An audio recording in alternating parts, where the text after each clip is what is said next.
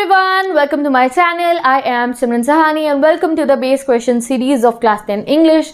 अब हम पढ़ेंगे chapter from the diary of Anne Frank की मोस्ट इंपॉर्टेंट बेस क्वेश्चंस. बाकी चैप्टर्स पढ़ने हैं या ये चैप्टर पढ़ना है, आई टैब में प्लेलिस्ट गिवन है क्लास 10 इंग्लिश की. सभी चैप्टर्स का डिटेल एक्सप्लेनेशन 10 से 15 मिनट में आपको मिल जाएगा. इंपॉर्टेंट क्वेश्चन के लिए बेस क्वेश्चन सीरीज देख सकते हो जो इंग्लिश ऑन फायर प्लेलिस्ट में मिलेगी और MCQ भी मिलेंगे उसमें. और कोई क्वेरीज है तो कमेंट सेक्शन में पूछ सकते हो. तो स्टार्ट करते हैं अपने चैप्टर को.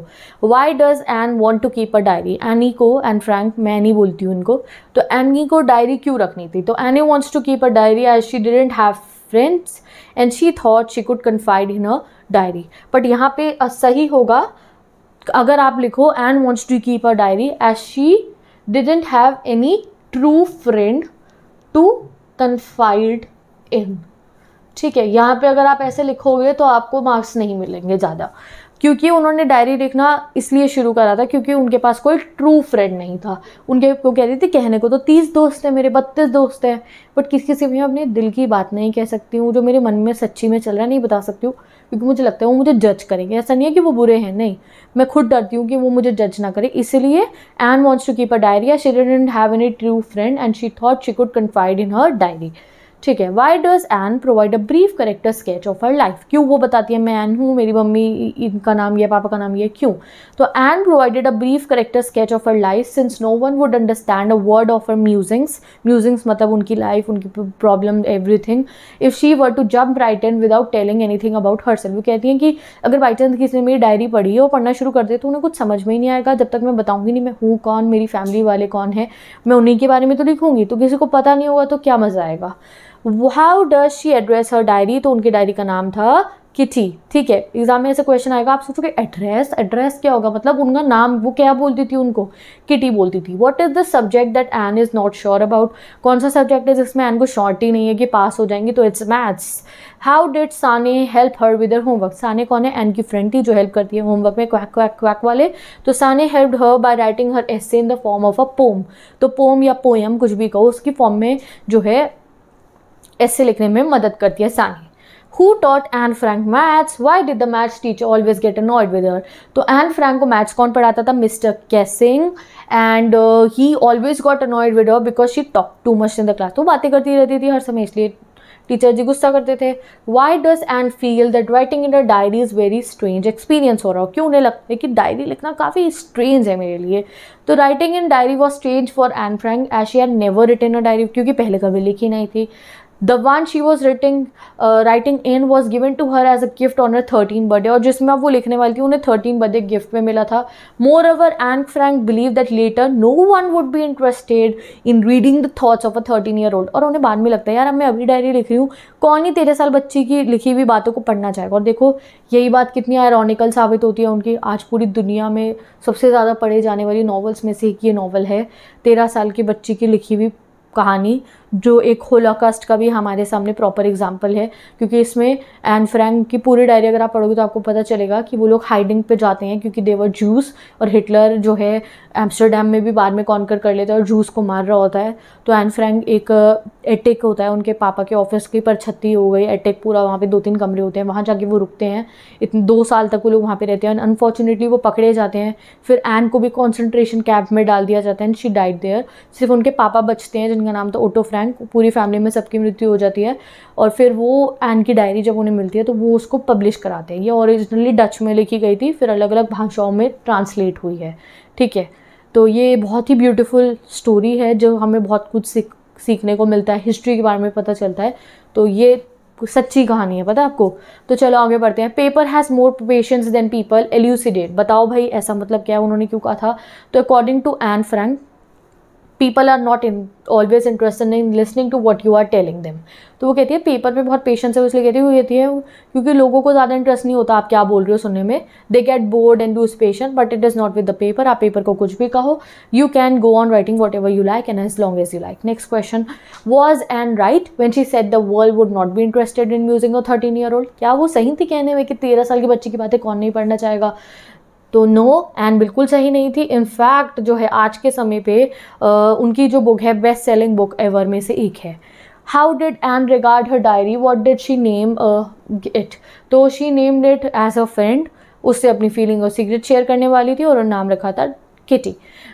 Why was Anne's entire class anxious and nervous? क्यों उनकी क्लास anxious और nervous थी? तो because the result was yet to be decided and उन्हें अभी पता चलना था कि कौन हायर क्लास में प्रमोट होगा और कौन नहीं होगा, ठीक है।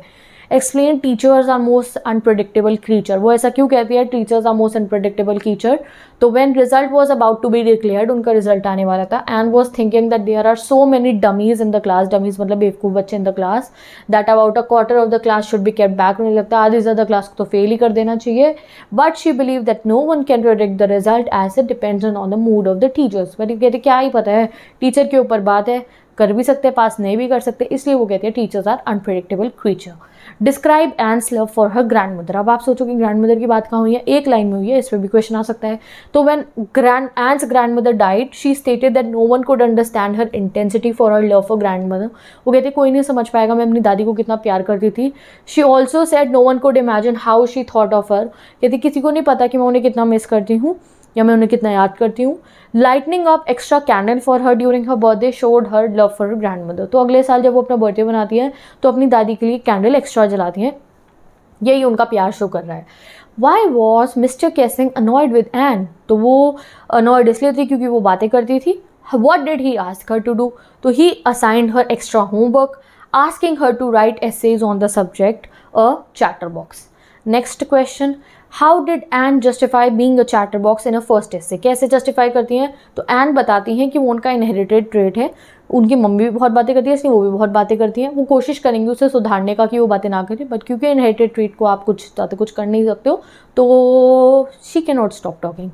How did Sanne help N in writing her third ऐसे? तो साने उनकी फ्रेंड थी, उसको पोइट्री लिखना आता था, तो थर्ड ऐसे तक आते आते उनकी ओरिजिनलिटी की क्या लिखूँ चैटर बॉक्स पे ख़त्म हो रही थी, तो साने हेल्प करती है उसे पोएम में लिखवाने में, क्वैक क्वैक क्वैक सेड वाली जो पोएम वो लिखते हैं, ठीक है। What was Mr. Kessing's reaction after reading Anne's poem on the third essay that he had given to her to write? तो आखिरी वाली पढ़ने में उनका रिएक्शन क्या था? देखो वो बहुत खतरनाक पोएम थी, उसमें उन्होंने क्या कहा कि 3 बेबी डकलिंग्स थे, वो बहुत क्वैक क्वैक करते थे, तो उनके पापा उन्हें मार देते हैं, जान से मार देते हैं। क्यों? क्योंकि वो बहुत क्वैक क्वैक करते थे। अब वो आप कहोगे ये क्या बात है भाई, बच्चों का तो काम है क्वैक क्वैक करना, बेबी डकलिंग क्वैक ही तो करेगा, तो ये क्या, ये कोई लॉजिकल बात है? तो वो बेसिकली कहना चाहती थी कि स्टूडेंट्स का काम है बातें करना, तो टीचर को टोकना नहीं चाहिए। इनडायरेक्टली वो ये कह रही थी, बट वो किसी गलत सेंस में नहीं कह रही थी, वो भी ह्यूमर वे में कह रही थी।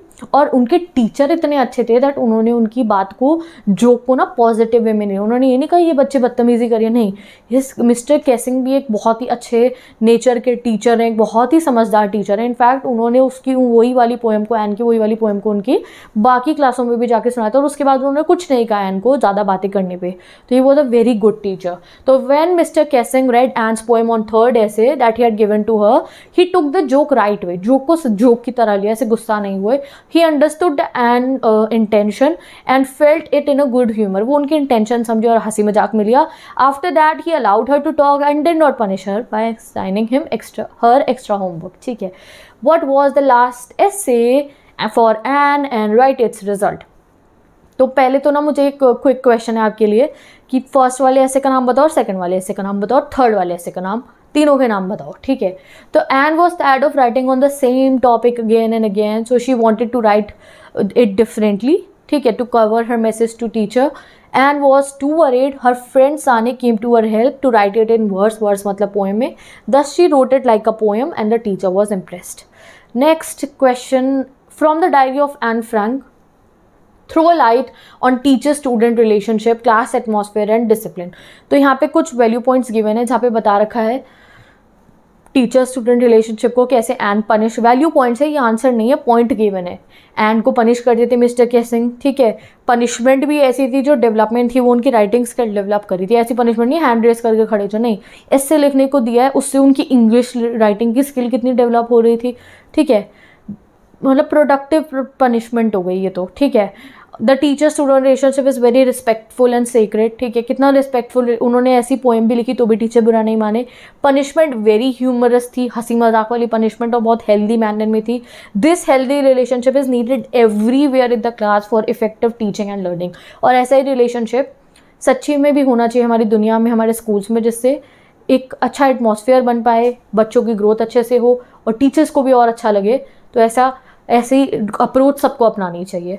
तो आपको इसे इलाबोरेट करके रखना है, कोशिश करो पूरा एक्सप्लेन करने। इसमें क्या करना है, एन फ्रैंक वाले जो पूरा लेसन है ना, जहाँ उन्होंने बताया कि क्लास में रिजल्ट आना था, वो वाला बात बताई अपनी, कि उनके जो मैथ्स टीचर है, मैथ्स में उनको यकीन नहीं है कि वो पास हो जाएंगी।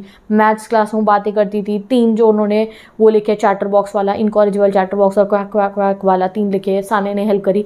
पूरे को आपको ना समझाना है, ठीक है, प्रॉपर पैराग्राफ बनाना है इसका। कोशिश करो, समरी अगर लिख के देखो इसकी, आंसर बन जाएगा। और उसके बाद आप चेक कर सकते हो इसका प्रॉपर आंसर डिस्क्रिप्शन बॉक्स और कमेंट सेक्शन में से। ट्राई गाइस, इतने सारे क्वेश्चन हमने प्रैक्टिस इसलिए करे जिससे आप आंसर फॉर्म करके देख पाओ।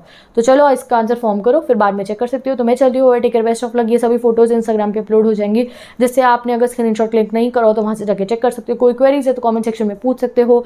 बाकी चैप्टर्स पढ़ने check out the playlist description box में से। मैं चलती हूँ, bye bye and best of luck.